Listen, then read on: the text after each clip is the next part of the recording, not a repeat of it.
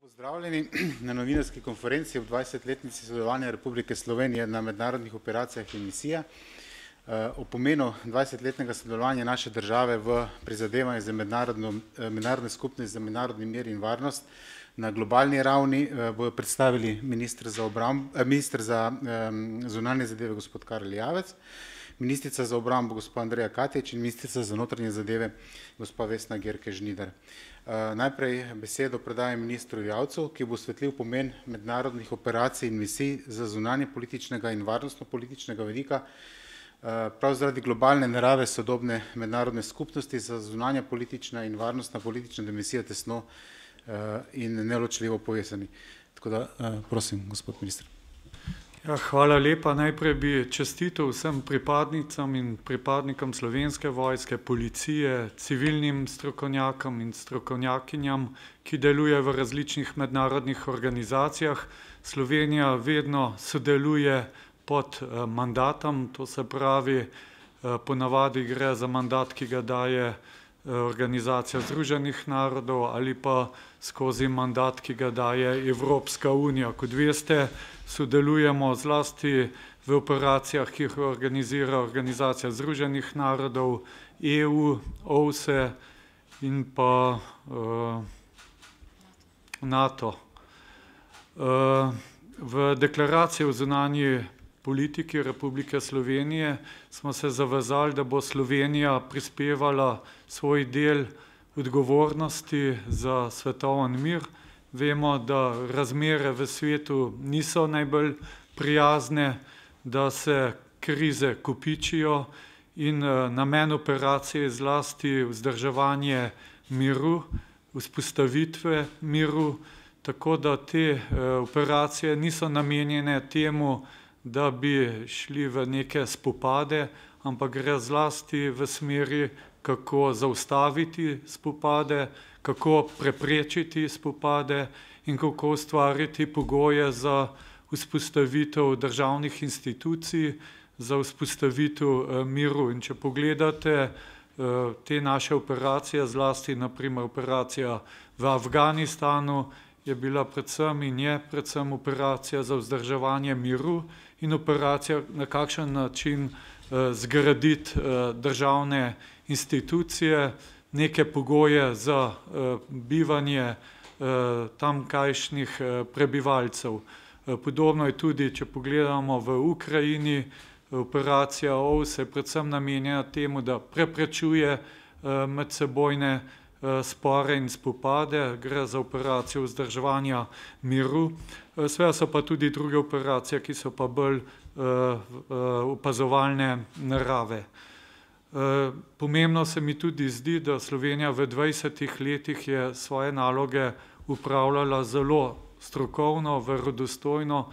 To tudi kaže na to, da praktično ni bilo nobenih žrtev, smrtne žrtve nobene. Res pa je, da včasih tudi pride do kakšnih poškodb, ki so pa takšne narave, da ne ogrožajo življenje. Danes smo imeli panel, ki se je ukvarjal zlasti z novimi varnostnimi izzivi v globaliziranem svetu.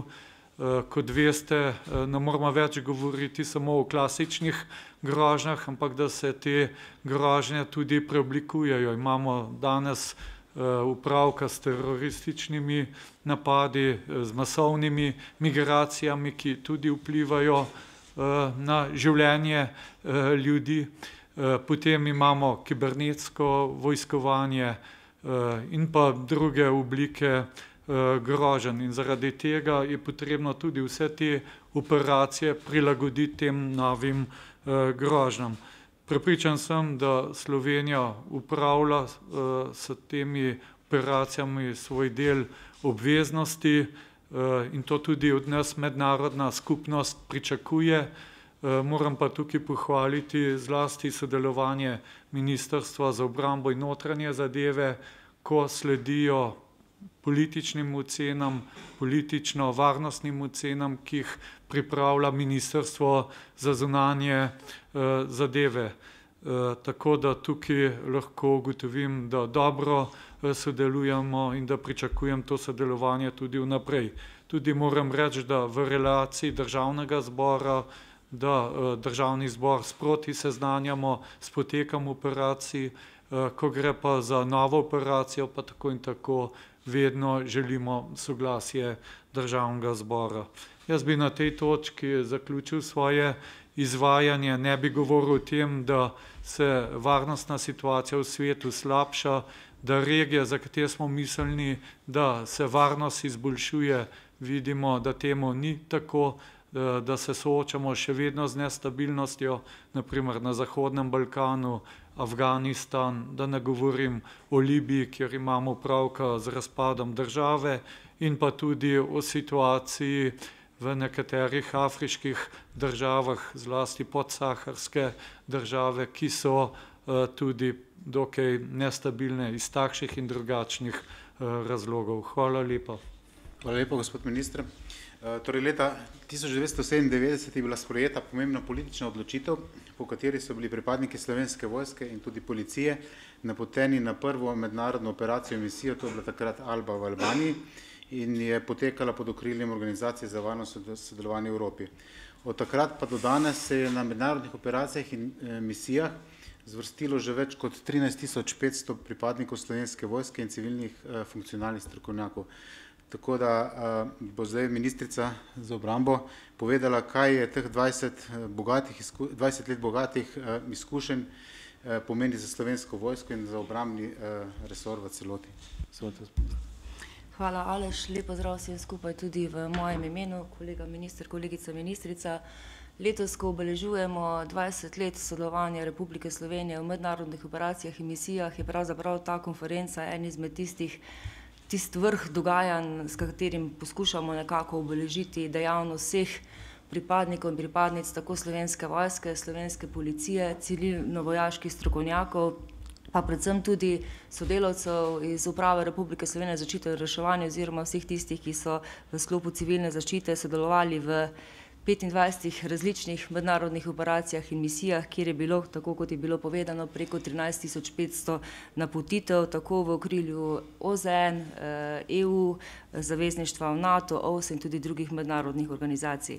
Sama bi želela dati nekaj poudarkov delovanja v vseh teh letih, poleg tistega samega, kar je bilo pri izvajanju naloge posamezne misije oziroma operacije. Seveda se gre v prvi vrsti za zagotavljanje oziroma ohranjanje miru in stabilnega okolja v posamezni državi, za vzpostavitev oziroma pomoč pri vzpostavitvi vseh funkcij države, ki jih nekako poskušajo pripadniki posameznih strokovnih struktur postaviti v posamezni državi. Potem po drugi strani gre za varovanje vrednot, demokracije, vladavine prava, zagotavljanje človekovih pravic, zlasti pa še v zadnjem času poudarek pri uresničevanju agende za ženske, mir in varnost. Izpostavila bi tudi sodelovanje pri humanitarnih organizacijah, akcijah, pomoč lokalnemu prebivalstvu pri vzpostavljanju pogojev za življenje, pa naj si bo to svoboda oziroma neko varno gibanje v tistem okolišu, kjer delujejo pripadniki posamezne mednarodne operacije ali misije, ali naj si gre za zagotavljanje pitne vode, za zagotavljanje nekih primernih bivalnih okoliščin lokalnemu prebivalstvu, pomoč ranljivejšim skupinam, zlasti ženskam, otrokom in starejšim, tudi varovanje naravne, kulturne dediščine, pomoč pri šolanju in podobno. In kot končno obliko bi izpostavila tudi še solidarnost pri odpravljanju posledic naravnih in drugih nesreč v najrazličnejših delih, posebej pa še na Zahodnem Balkanu. In če bi izpostavila samo konkreten primer, pred kratkim smo enemu pripadniku Slovenske vojske podelili tudi medaljo za hrabrost, saj je, ko ni bil na dolžnosti, pomagal rešiti življenja s tem, da je izpostavil svoje življenje. Takšnih primerov je veliko bilo tudi v preteklosti. To konferenco danes bi predvsem izkoristili za to, danes in jutri, da pogledamo, kaj je bilo narejeno v preteklem obdobju, predvsem pa tudi, da pogledamo, kaj lahko še izboljšamo oziroma kakšen bo naš vpliv sodelovanje v mednarodnih operacijah tudi v prihodnje. Kar se tiče sodelovanja danes, prioriteta sodelovanja, kar se tiče Ministrstva za obrambo, v dogovoru tudi tako, kot je povedal kolega minister za zunanje zadeve, je še vedno Zahodni Balkan, prisotni smo na Bližnjem vzhodu, Afriki, 345 pripadnikov in pripadnic Slovenske vojske oziroma civilnih strokovnjakov iz Ministrstva za obrambo trenutno sodeluje. In ko sama obiščem pripadnike na terenu v posameznih mednarodnih operacijah in misijah, ko govorim z kolegi ministri, predstavniki državnih oblasti ali pa z poveljniki posameznih kontingentov, slišim samo pohvalne besede o njihovi strokovnosti, usposobljenosti, pa tudi to nam priznajo, da imamo Slovenci nek poseben čut, kako se približati tudi lokalnemu prebivalstvu in da lahko tudi to spridemo, izkoristimo za to, da je posamezna operacija oziroma misija še bolj uspešna. In mogoče se nek pogled, kako pa naprej, zagotovo bo Republika Slovenija tudi v prihodnje kot suverena država odgovorno sodelovala v vseh mednarodnih operacijah in misijah, s tem pa, da zagotovo moramo tudi odgovorno sooblikovati tako politiko Evropske unije kot zavezništva in vseh drugih mednarodnih organizacij, kjer smo, kje, kakšne misije in kako naj potekajo. Sodelovati moramo pri tem, da se še izboljša sodelovanje med posameznimi mednarodnimi operacijami. Dober primer je bil na našem področju sodelovanje v Sredozemlju med operacijo EUNAVFOR Mediteran Sofia in med NATO-ovo akcijo. Kar se tiče pa same Slovenije, pa bi pohvalila dobro sodelovanje resorjev.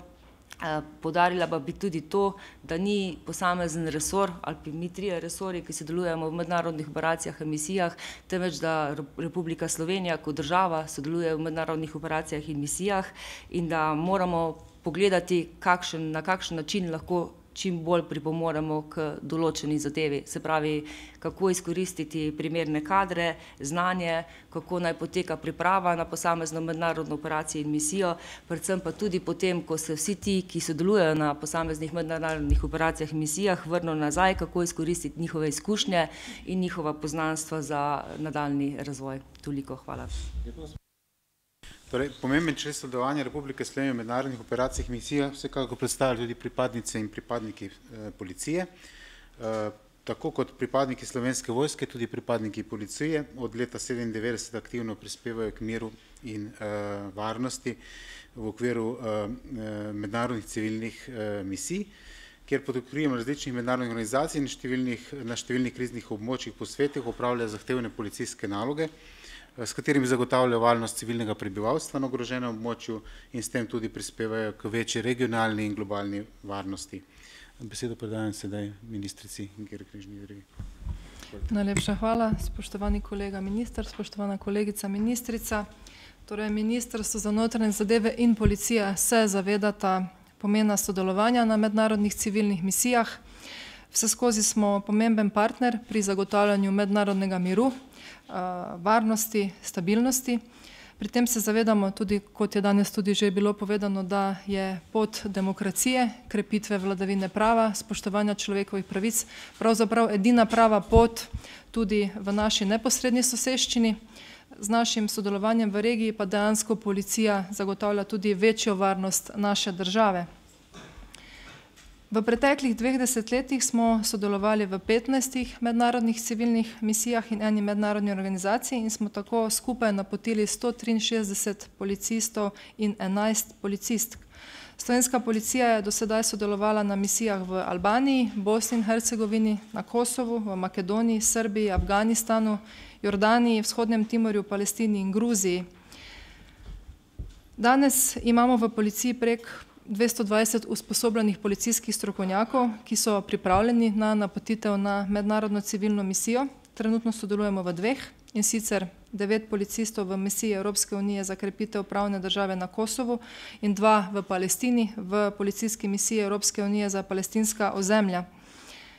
Kot ministrica za notranje zadeve sem zelo ponosna na dejstvo, da so slovenski policisti in policistke na mednarodnih civilnih misijah zelo cenjeni, da so zelo zaželeni.